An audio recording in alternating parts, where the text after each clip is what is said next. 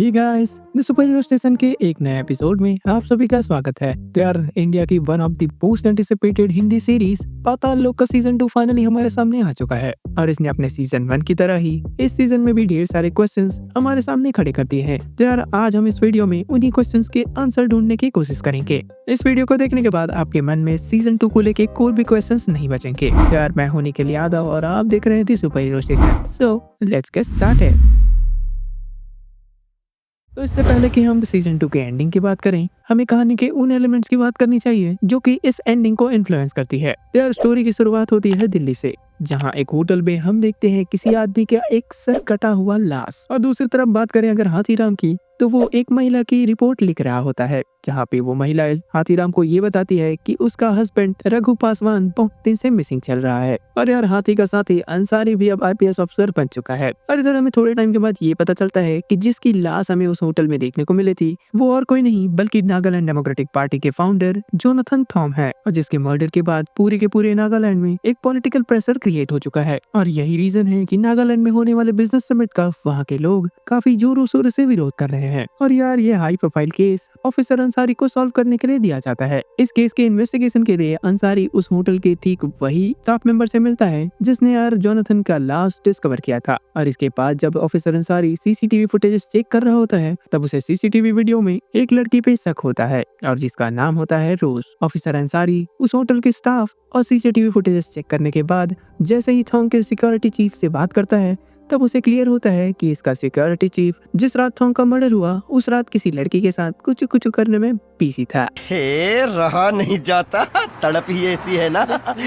और इधर यार, रघु पासवान को ढूंढने के लिए हाथीराम भी अपना इन्वेस्टिगेशन कर रहा होता है। और जब वो रघु के सामान की तलाशी ले रहा होता है, तभी उसे नागालैंड की बहुत सारी टिकटें मिलती है। और जिसके थोड़े टाइम बाद रघु की पत्नी की यार एक एक्सीडेंट में मौत हो जाती है। और जिसके बाद यार, हाथीराम इन्वेस्टिगेशन करता हुआ रघु के टिकट में मिले रेलवे स्टेशन पे जाके वहाँ के सीसीटीवी फुटेजेस चेक करता है। तो सीसीटीवी फुटेजेस में हाथीराम ये देखता है वो लड़की और कोई नहीं बल्कि रोज थी, जो कि रघु पासवान के साथ कहीं जा रही होती है। और अलग अलग केस पे काम करते हुए भी हाथीराम और अंसारी का केस एक तरफ मिलता हुआ दिखाई देता है। और जिसके बाद यार, एक बार फिर से हमें अंसारी और हाथीराम की जोड़ी देखने को मिलती है। और अंसारी इधर इन्वेस्टिगेशन करता हुआ एक क्लब में पहुंचता है और ये वही क्लब होता है जहां रोज काम करती थी। और इस क्लब का मालिक एक ध्रुव मलिक नाम का बंदा होता है। अंसारी इससे मिलते ही इसकी बातों से ये अंदाजा लगा लेता है कि किसी न किसी तरीके से ये इस केस में इन्वॉल्व है। और इसके बाद यार, इस केस को और भी डीपली इन्वेस्टिगेट करने के लिए हाथीराम और अंसारी नागालैंड चले जाते हैं। और गाइस, वहां जाने के बाद जब वो जोनाथन थॉन्ग के फ्यूनरल में शामिल होते हैं, तब उन दोनों को ये पता चलता है कि असल में जोनाथन थॉन्ग का एक बेटा है, रूबेन थॉन्ग, जो कि अपने बाप के खिलाफ ही एक पॉलिटिकल पार्टी चला रहा होता है। तो गाइस, न्यूज में ये बात लीक हो चुकी होती है कि जोनाथन थॉन्ग की प्राइम मर्डर सस्पेक्ट रोज है। और इधर नागालैंड में इन्वेस्टिगेशन करते करते हाथीराम और अंसारी रोज को ढूंढने लग जाते हैं। और केस चल ही रहा होता है कि हाथीराम अपने बेटे के बर्थडे के लिए वापस दिल्ली आ जाता है। इसी बीच अंसारी को रोज की लोकेशन के बारे में एक टिप मिलती है और रोज अंसारी के हाथों लग भी जाती है। और वहाँ से निकलते हुए जब रोज के साथ अंसारी जा रहा होता है, इसी बीच जोनाथन थॉन्ग का सिक्योरिटी चीफ अंसारी को शूट कर देता है और जिस वजह से अंसारी यहाँ पे मर जाता है। और यार, अब हाथीराम का मेन मकसद इस केस से हटके अंसारी का बदला लेना हो चुका था। अब हाथीराम उस शूटर का पता लगाने में लग जाता है। कहानी जैसे जैसे आगे बढ़ती है, रूबन थॉम पे अंसारी के मर्डर का इल्जाम रखता है। तो हाथीराम किसी तरीके से रूबन से मिलता है और उससे ये कन्फ्रंट करता है कि आखिरकार अंसारी को किसने मारा। मगर यार, रूबन को इस बात की बिल्कुल भी भनक नहीं थी कि आखिरकार अंसारी को किसने मारा है। रूबन यहीं पे बताता है कि रेड्डी वो शख्स था जो कि जोनाथन थॉन्ग के ड्रग्स वाले काले पैसे को अपनी होटल बिजनेस के थ्रू वाइट करता था। तो इस डिटेल के कारण हाथीराम भी रूबन को ये बताता है कि असल में रोज जोनाथन थॉन्ग की बीवी नहीं बल्कि उसकी नाजायज बेटी थी और जोनाथन थॉन्ग अपनी ही नाजायज बेटी रोज के साथ फिजिकली इन्वॉल्व था। और इस बात की भनक रूबन के सिस्टर को लग चुके थे और यही रीजन था कि उसने सुसाइड कर लिया। हाथीराम और रूबन एक दूसरे से बात कर ही रहे होते हैं कि इतने में वो स्नाइपर जिसने अंसारी को मारा था, वो रूबन को भी मार देता है। और रूबन की मौत की खबर सीधे दिल्ली में बैठे रेड्डी तक पहुंच जाती है और वो ये बात अपनी वाइफ को भी बताता है और साथ ही अपनी वाइफ को ये हिदायत देता है कि इस न्यूज को रूबन की मां को बिल्कुल भी ना बताए, क्योंकि रेड्डी बिल्कुल भी नहीं चाहता था कि नागालैंड बिजनेस समिट पे इस न्यूज का कोई इम्पैक्ट हो। मगर रेड्डी की वाइफ रूबन की मां की काफी अच्छी दोस्त होती है,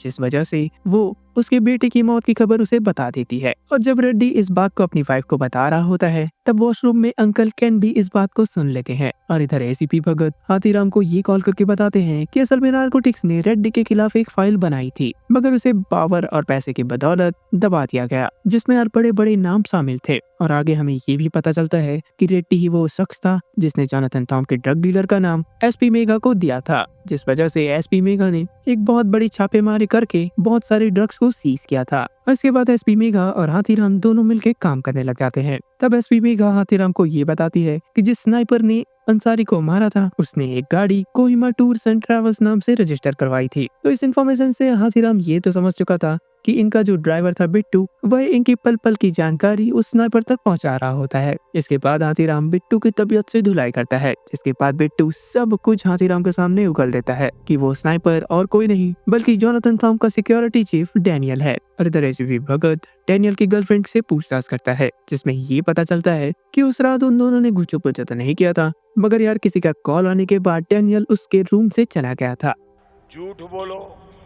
तो उसकी गर्लफ्रेंड एसीपी को ये भी बताती है कि डैनियल एक ऐसी जगह से बिलोंग करता है जहाँ पे वो सब अपनी ओनर के लिए एक काफी ऑनेस्टी रखते थे। और ये वही ऑर्फनेज होता है जहाँ से निकले 3 लोगों ने जोनाथन को मारने की जवाबदारी दी थी। हाथीराम के इन्वेस्टिगेशन से ये क्लियर हो जाता है कि उस ऑर्फनेज को और कोई नहीं बल्कि अंकल केन ही चला रहे होते हैं। और यार इसकी जानकारी हाथीराम सीधे मेघा को देता है, मगर यार तब तक काफी देर हो चुकी होती है। वो स्नाइपर मेघा तक पहुंच चुका था। और इधर हाथीराम से बात जैसे ही कंप्लीट होती है डैनियल मेघा को भी मार देता है। और गैस इधर दिल्ली में हो रहे नागालैंड बिजनेस समिट सक्सेसफुल रहता है, जिस वजह से नागालैंड को 20,000 करोड़ रुपए की इन्वेस्टमेंट मिलती है। यार इधर हाथीराम जैसे ही मेघा की बताई हुई लोकेशन पे पहुंचता है उसकी मुलाकात डैनियल से होती है और उन दोनों के बीच काफी भागा दौड़ी हमें देखने को मिलती है। और जिसके बाद एक तगड़ी लड़ाई में हाथीराम डैनियल को मार देता है। तो इसके दूसरे दिन हाथीराम सीधे अंकल केन के पास जाता है और उसे मर्डर वाले दिन की पूरी सच्चाई बताता है कि असल में उस दिन जोनाथन थॉम को जो कॉल आया था वो असल में उसके ड्रग डीलर का होता है और उसके यहाँ रेड उसी रेड्डी ने पड़वाई होती है। तो जोनाथन थॉम ये समझ चुका था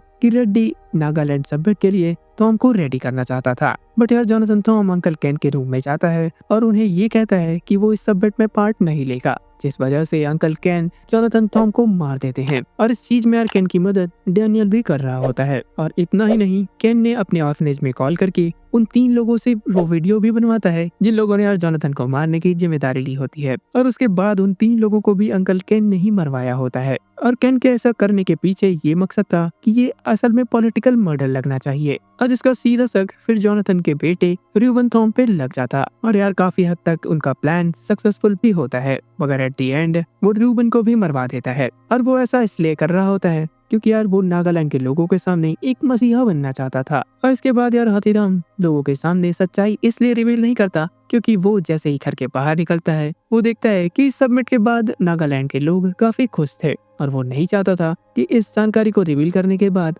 नागालैंड में फिर से एक बार पॉलिटिकल प्रेशर डेवलप हो जाए। और वो सीधे एयरपोर्ट के लिए निकल जाता है, मगर एयरपोर्ट जाते जाते रास्ते में उसे ये खबर मिलती है कि असल में रोज की भी मौत हो गई है। अब हाथीराम पूरे के पूरे केस को लगभग सॉल्व कर चुका था, मगर उसके सामने अभी भी एक क्वेश्चन बाकी था कि आखिर रघु कहाँ है। तो हाथीराम जब घर पहुंच जाता है तो यार रघु के बेटे को लेने के लिए उसके दादी दादा वहाँ पे आए हुए होते हैं। तो इसके दूसरे दिन हाथीराम जैसे ही थाने आता है वो ध्रुव मलिक वाले फुटेजेस देख रहा होता है, तभी वो नोटिस करता है कि उस सीसीटीवी वीडियो में ठीक वही ऑटो खड़ा है जिसने उसे अपने घर के सामने पिछले ही दिन देखा था। और यार वो ऑटो और किसी की नहीं बल्कि रघु के दोस्त की होती है। तो जिसके बाद रघु के दोस्तों को हाथीराम गिरफ्तार करता है और उनसे उसे ये पता चलता है कि जिस दिन थॉम का मर्डर हुआ था तो उस दिन रघु वो ऑटो लेके रोज की मदद करने के लिए गया होता है। और रघु ने अपने दोस्त से पहले कहा था कि इस काम के बदले उसे 10,000 मिलने वाले हैं, मगर रघु जब खाली हाथ अपने घर वापिस आता है तब उसका दोस्त पैसे ना मिलने के कारण अपने 2 और दोस्तों के साथ रघु को मार देता है। इससे यार ये भी पता चलता है कि रघु सिर्फ रोज की मदद कर रहा था।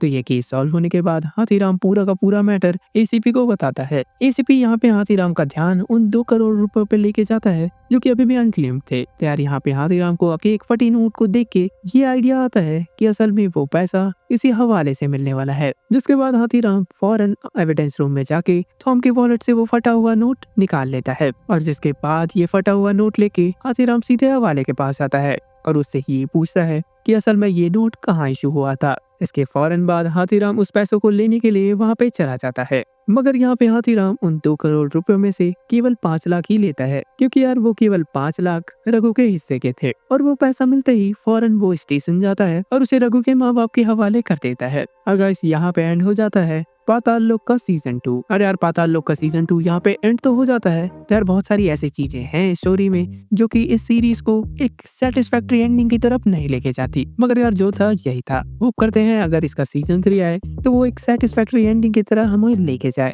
तब तक के लिए यार अगर आपको ये वीडियो पसंद आया तो हमारे channel the super hero station को सब्सक्राइब करें और इस वीडियो को लाइक करें। तो यार मैं मिलता हूँ आपको ऐसे किसी नए वीडियो के साथ। Bye bye.